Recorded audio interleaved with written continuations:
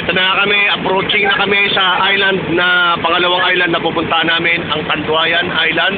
Adwayan ba? Adwayan? Adwayan Island. Hindi pala Tanduayan Island. Dahil alaking Tanduay.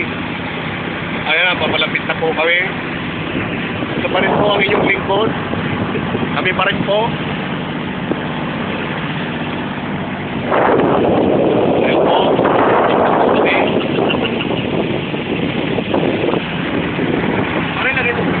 Galing po kami doon sa isang isla na yun doon sa malayo.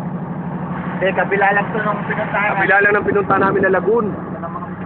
Pakaganda ng lagoon, ang linaw-linaw. Ngayon, dito na naman kami. White sand siya, tapos may isla. White sand siya, may isla. Ayun na po si Kapitan. Dati tinyente lang to, pinromote ko, spot promotion. Ayun na po. Napatay na po yung makina ng speedboat. At malapit na po kami.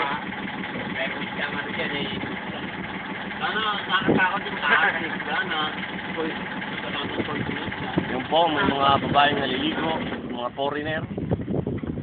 Sabi, hindi kami mga foreigner, mga kami.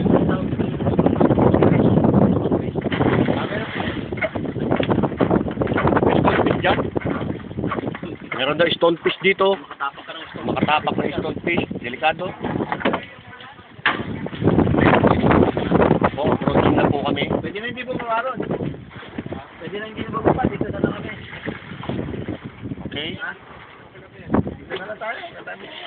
Oh, dito na tayo magpalipas ng oras. Dito na tayo kumain. Yes. Yung packing. Dito na muna kami kakain.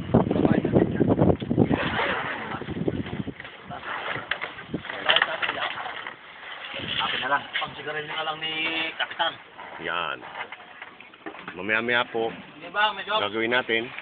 Medyo? Papatayin ko muna po. Papabayad lang. Kakain muna kami. Pagsigarin nyo na lang, no? Maya-maya na lang po ulit.